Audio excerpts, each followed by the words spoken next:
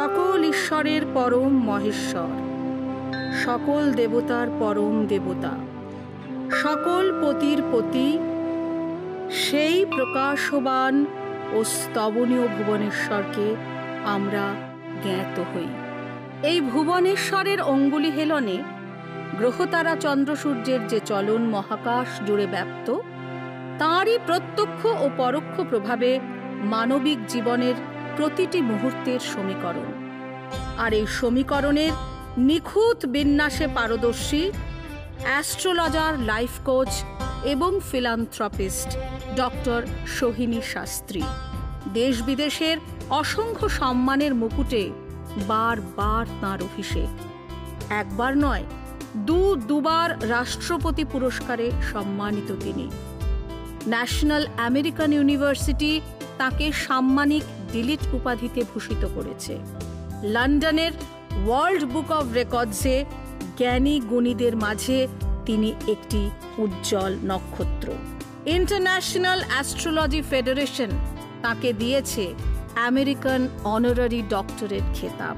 ইংল্যান্ডের global book of excellence এই প্রথম ভারতবর্ষের কোনো অ্যাস্ট্রোলজার ডক্টর সোহিনী শাস্ত্রী তাঁর উজ্জ্বল স্বাক্ষর রেখেছেন।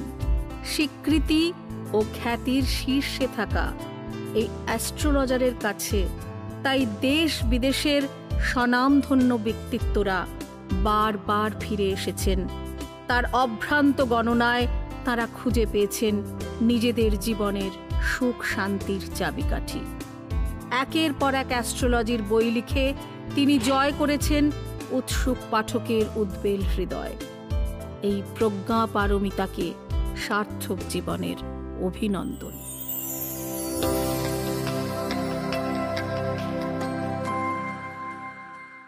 আধিযোগ। আধিযোগ কি? আধিযোগ কিন্তু একটা শুভ যোগ, এবং আধিযোগ যখন বুধ, শুক্র এবং বৃহস্পতি তিনটে শুভ গ্রহ যখন লগ্নের ষষ্ঠ, সপ্তম, অষ্টম ভাবে অবস্থান করছে, তখন তার ফল মানুষের জীবনে কি আসতে পারে সেটা সম্বন্ধে বিস্তারিত শুনুন। নমস্কার, আপনাদের সকলকে এই অনুষ্ঠানে স্বাগত জানাচ্ছি। আমি রূপালী। এতক্ষণ ধরে যার এই সুবিস্তৃত কর্মকাণ্ড আপনারা দেখলেন, তিনি তো আমাদের বাংলার একটি মেয়ে, তিনি আমাদের ভীষণ কাছের, খুব ভালোবাসার একজন দিদি, এবং তিনি নিজের মুখে না কখনোই নিজের কথা বলতে চান না। কিন্তু আমি এর মধ্যে জানতে পেরেছি, আপনারা জানেনই, তিনি দেশীয় এবং আন্তর্জাতিক ক্ষেত্রে খ্যাতি সম্পন্ন শ্রেষ্ঠ 10 জন অ্যাস্ট্রোলজারদের মধ্যে অন্যতম, এবং ইতিমধ্যে 2 বার রাষ্ট্রপতি পুরস্কার প্রাপ্ত।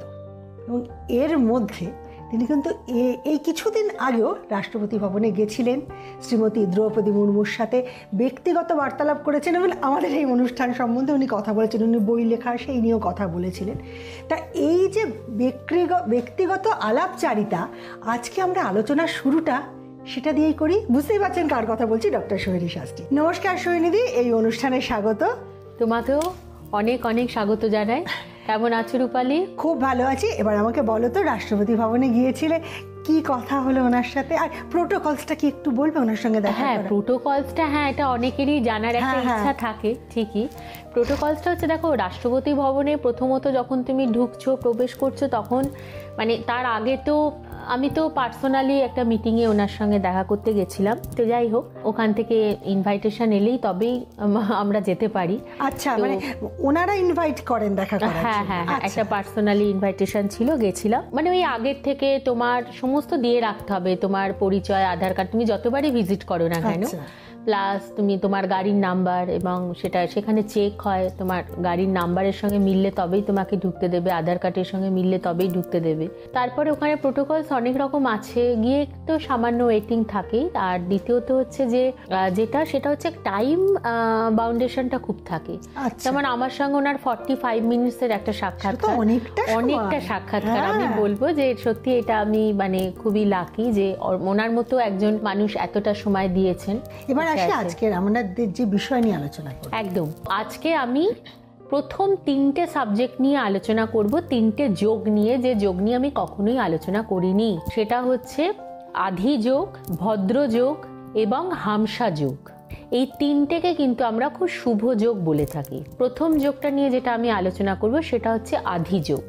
আধিযোগ কি?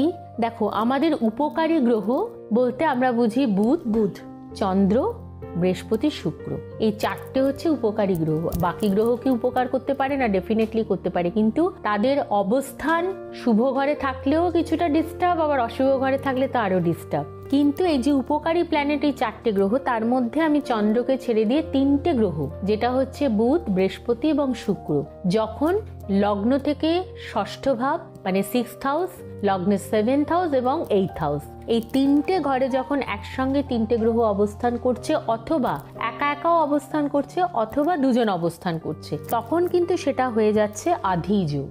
এবং এটা কিন্তু মানুষের জীবনের প্রচুর প্রচুর প্রসপারিটি নিয়ে আসে, প্রচুর গ্রোথ নিয়ে আসে। এবং কারো জন্মছকে যদি আধিযোগ থাকে, সেই ব্যক্তি কিন্তু তার জীবনে একটা বিশাল সাফল্যের মুখ দেখে, সে প্রচন্ড ফরচুনেট পার্সন হয় এবং তার জীবনে কিন্তু প্রচন্ড ভালো সাকসেস আসে। এবার আমি যদি দেখি, বুধ কারোর জন্মছকে লগ্নের ষষ্ঠ বাধা দানকারী ঘর, বাধক বলা হয়। সপ্তম ভাবকে আংশিক মারক বলা হয়, কারণ সপ্তম ভাবে অনেক সময় অনেক গ্রহ থাকলে বা সপ্তম পতির যখন মহাদশা চলে, তখন কিন্তু একটা মানুষের মৃত্যু পর্যন্ত হতে পারে, যার জন্য কিন্তু আমরা এটাকে মারক বলে চিহ্নিত করেছি। এবং অষ্টম ভাব হচ্ছেন মৃত্যুর অধিপতি। সুতরাং অষ্টম ভাবে যদি এই তিনটে শুভ গ্রহ থাকে, তাহলে কি হলো, এই তিনটে অশুভ ঘরের, এরা তো অশুভ ঘর মানেই তো এদের থেকে আমরা অশুভ প্রভাব পাই, এই অশুভ প্রভাবটাকে অনেকটা হলেও কিন্তু কমিয়ে দিচ্ছে এবং কিছুটা ভালো ফল দিচ্ছে। ষষ্ঠভাবে যদি বুধ থাকে, তাহলে দেখো বুধের কারণে কি হয়, একটা মানুষের জীবনের গ্রোথ, প্রসপারিটি, কর্মক্ষেত্রে দক্ষতা, ডেভেলপমেন্ট, এগুলো আসছে। বৃহস্পতি যখন ষষ্ঠভাবে অবস্থান করছেন, তখন স্টেবিলিটি, জবের স্টেবিলিটি, ফিনান্সিয়ালি স্টেবিলিটি, এবং যে অসুখটাই করুক না কেন সেইটা কিন্তু সুস্থতা পাচ্ছি আমরা, সেইটা কিন্তু আলটিমেট হয়তো অসুখ হচ্ছে, কারণ ষষ্ঠ ঘরে যে গ্রহ থাকে এবং ষষ্ঠ ঘরের যে অধিপতি, সুতরাং লগ্নের ষষ্ঠভাবে যখন বৃহস্পতি কি টাকাও দেয়, প্রচুর অর্থ দেয়, কিন্তু ষষ্ঠ ভাবটা কর্ম, যেহেতু কর্মের থ্রু দিয়ে অর্থটা আমি বলবো আর কি, হ্যাঁ অর্থ দেয়। বৃহস্পতি তো মেন অর্থকারক গ্রহ, এবং ষষ্ঠভাবে যদি বৃহস্পতি থাকে, তাহলে সেই ক্ষেত্রে কি হচ্ছে, ভালো সরকারি চাকরি, ভালো স্টেবিলিটি এবং কর্মের থ্রু থেকে ভালো সোর্স অফ ইনকাম, সেটাও কিন্তু হচ্ছে। শুক্র যখন ষষ্ঠভাবে থাকছে, তখন কিন্তু হয়তো শারীরিক কিছু সমস্যা থাকে, কিন্তু সেটা থাকলেও কিন্তু প্রাইভেট জবে কিন্তু প্রচুর সফলতা আসে, এবং বেশিরভাগ ক্ষেত্রে দেখা যায় যে এন্টারটেনমেন্টে এরা কিন্তু যথেষ্ট ভালো ডেভেলপমেন্ট পায়, এন্টারটেনমেন্ট ইন্ডাস্ট্রিতে, একদম এন্টারটেনমেন্ট ইন্ডাস্ট্রিতে।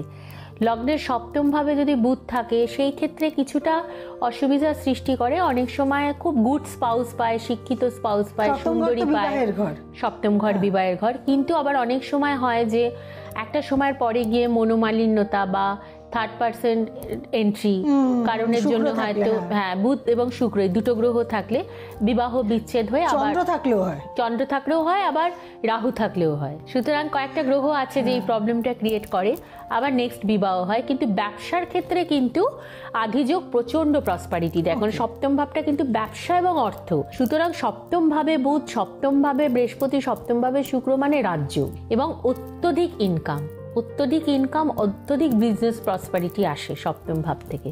এবং এবার যদি আমরা যে অষ্টম ভাবটা যেহেতু অপারেশন, অষ্টম ভাবটা যেহেতু মৃত্যুর কারণ নির্দেশ করে, কিন্তু যখন অষ্টম ভাবে বৃহস্পতি যা থাকছে, তখন কিন্তু দীর্ঘায়ু জীবন লাভ করছে।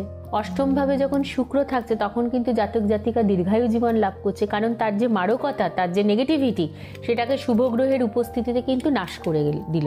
এবং বুধ থাকলেও কিন্তু দীর্ঘায়ু জীবন পায়, কিন্তু হ্যাঁ বুধ থাকলে একটু নার্ভের প্রবলেম আসে, একটু স্পিচিং প্রবলেম আসে, মানে অষ্টম ঘরের সামান্য প্রভাব তখন থাকছে, একটু স্পিচিং প্রবলেম, এই যে অটিজম প্রবলেম বা কমিউনিকেশনস প্রবলেম, সেটা হয়তো কিছুটা দিচ্ছে, আবার কিছুটা কিন্তু নাশও করছে। সুতরাং আধিযোগ, এবং একটা জিনিস দেখো, অষ্টমে বুধ কিন্তু good spouse, good business Fortune, good monetary, এবং তার সঙ্গে হচ্ছে ভালো সার্ভিস, সেটা দিচ্ছে। অষ্টমে বৃহস্পতি স্টেবল ইনকাম দিচ্ছে। অষ্টমে শুক্র অনেক ক্ষেত্রে হয়তো শারীরিক কিছু ডিস্টারবেন্স দেয়, কিন্তু তার সঙ্গে অর্থনৈতিক উন্নতি কিন্তু খুব ভালো দেয়। এবং অষ্টমে যদি শুক্র থাকে সেই ক্ষেত্রে কিন্তু দেখা যায় যে তাদের গ্রোথ ডেভেলপমেন্ট অনেক ভালো হচ্ছে। সময় হয়ে গেছে, নিচ্ছে একটা ছোট্ট বিরতি, কোথাও যাবেন না, সঙ্গে থাকুন, এক্ষুনি ফিরছি।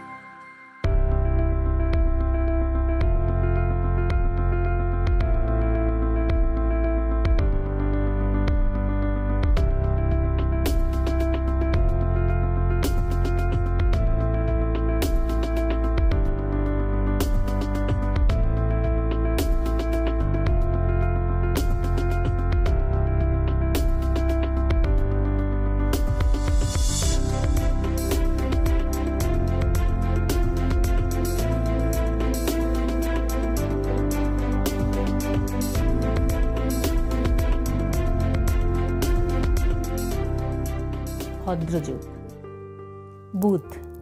আমরা সকলে জানি বুধ আমাদের বিদ্যা এবং বুদ্ধির কারক গ্রহ। যখন এই কারক গ্রহ আমাদের কেন্দ্র অথবা ত্রিকোণ ঘরে অবস্থান করে তখন একটা মানব জীবনে কি প্রভাব পড়তে পারে সেটা নিয়ে আলোচনা। ফিরে এলাম বিরতির পর। এরপর আমি যে যোগটা নিয়ে আলোচনা করব রূপালী, সেটা হচ্ছে ভদ্রযোগ। ভদ্রযোগে কি আসছে? ভদ্রযোগ হচ্ছে টোটালি তৈরি হচ্ছে বুধকে নিয়ে। বুধ যদি কারোর জন্মছকে লগ্ন, চতুর্থ, সপ্তম এবং দশম ভাব, যেটাকে আমরা বলি কেন্দ্র মানে কর্নার হাউস, পঞ্চম এবং নবম যেটাকে আমরা বলি ত্রিকোণ, এবং যেটাকে আমরা বলি ট্রাইনাল হাউস, এই ট্রাইনাল এবং কর্নার হাউসে যদি বুধ অবস্থান করলো, তার মানে কেন্দ্র এবং কোণ, ত্রিকোণ অথবা কেন্দ্র, বুধ অবস্থান করছে, শুভ গ্রহ শুভ স্থানে অবস্থান করে আছে। কারণ পুরো যদি রাশিচক্রটা দেখি তাহলে কিন্তু প্রথম ঘর, চতুর্থ ঘর, সপ্তম ঘর, দশম ঘর, পঞ্চম ঘর, নবম ঘর, এই 6টা ঘর কিন্তু ভালো ফল দিচ্ছে। দ্বিতীয়, তৃতীয়, ষষ্ঠ, অষ্টম, একাদশ, দ্বাদশ কখনো ভালো ফল দিচ্ছে, কখনো মন্দ ফল দিচ্ছে। একাদশ ভাবে সব গ্রহ থাকলেই যে বিশাল ভালো ফল দেবে তা না, এটা গেনার হাউস। কিন্তু কখনো কখনো কিন্তু একাদশ ভাবেও কোনো গ্রহের অবস্থান কিন্তু কখনো কখনো খারাপ ফল দিতে পারে। সুতরাং যখন বুধ, তার মানে আমরা কি দেখলাম যে প্রথম ঘর, চতুর্থ ঘর, সপ্তম, দশম, পঞ্চম, নবমে থাকলে কিন্তু সেটা ভদ্রযোগ তৈরি হচ্ছে। এবং ভদ্রযোগ মানে একটা অত্যধিক অসপিসিয়াস যোগ, শুভ যোগ, উপকারী গ্রহ উপকারী ঘরে অবস্থান করে আছে।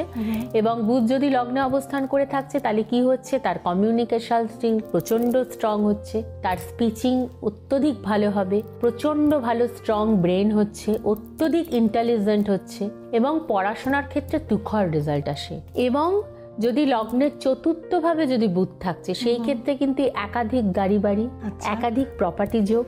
কিন্তু হ্যাঁ, অনেক সময় লগ্নের চতুর্থ ভাবে মায়ের নার্ভজনিত একটা সমস্যাও কিন্তু দেয়, কিন্তু সেটা ভদ্রযোগের কারণের জন্য নয়। ভদ্রযোগ কিন্তু একাধিক গৃহ, একাধিক ল্যান্ড, একাধিক গাড়ি সেটা কিন্তু দিচ্ছে, এবং সেটাও কিন্তু হচ্ছে সেলফ ইনকাম থেকে। কিন্তু হ্যাঁ, অনেক সময় দেখা যায় ভদ্রযোগের কারণের জন্য জাতক বা জাতিকা মাতার প্রপার্টি লাভ করে, এবং এই ক্ষেত্রে অনেক সময় দেখা যায় চতুর্থ ঘরে বুধ উচ্চ শিক্ষিত মা এবং প্রচন্ড ভালো চাকরি করছে বা ব্যবসা করছে, এন্টারপ্রিনার তার মা, এবং অত্যধিক অর্থের অধিকারিণী, এবং তার অর্থ থেকে সন্তান কিন্তু অর্থ লাভ করছে, গৃহ লাভ করছে, সম্পত্তি লাভ করছে। পঞ্চম ভাবে যদি বুধ থাকে এরা প্রচন্ড রোম্যান্টিক হয়, এদের মন প্রচন্ড ব্রড হয়, এরা প্রচন্ড ভালো লেখে, এদের রাইটিং স্কিল প্রচন্ড স্ট্রং হয়, এবং লেখালেখির কাজে এরা যদি থাকে এরা কিন্তু প্রচন্ড ভালো সাফল্য পাবে। এবং কিছু ক্ষেত্রে দেখা যায় যে এরা কিন্তু খুব ভালো এন্টারপ্রেনারও হয়। লগ্নের সপ্তম ভাবে বুধ খুব ভালো বিবাহ দেয়, কিন্তু অনেক আর্লি ম্যারেজ হয়। সপ্তম ভাবে বুধ অনেক সময় বছর 25-এর আগে বিয়ে দিয়ে দেয়। সপ্তম ভাবের বুধ প্রচন্ড বড় এন্টারপ্রেনার, মানে একজন বড় বিজনেস ওম্যান বা একজন বড় বিজনেসম্যান দেয়।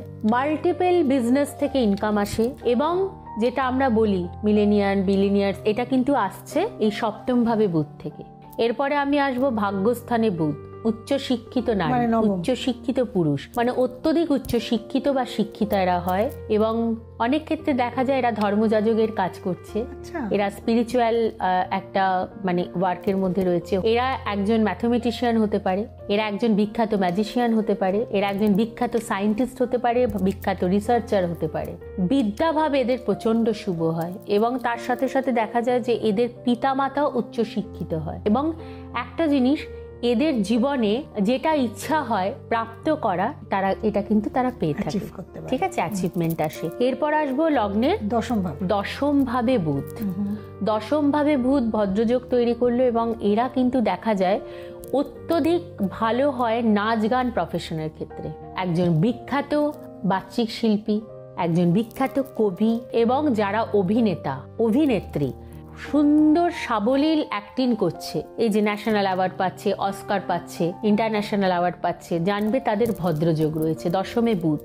এবং প্রায়শই দেখা যায় যে এরা এন্টারটেনমেন্ট ইন্ডাস্ট্রির সঙ্গে কাজ করতে ভালোবাসছে, ফিনান্সের সঙ্গে কাজ করতে ভালোবাসছে। এরা একজন ভালো কস্ট অ্যাকাউন্ট্যান্ট হতে পারে, একজন ভালো চার্টার অ্যাকাউন্ট্যান্ট হতে পারে এবং মিডিয়া ম্যানেজমেন্ট, ইভেন্ট ম্যানেজমেন্ট এই ধরনের কাজের সঙ্গে যুক্ত থেকে এরা প্রচণ্ড লাইফে গ্রোথ করে। সময় হয়ে গেছে, নিচ্ছে একটা ছোট্ট বিরতি, কোথাও যাবে না, সঙ্গে থাকুন, এক্ষুনি ফিরছি।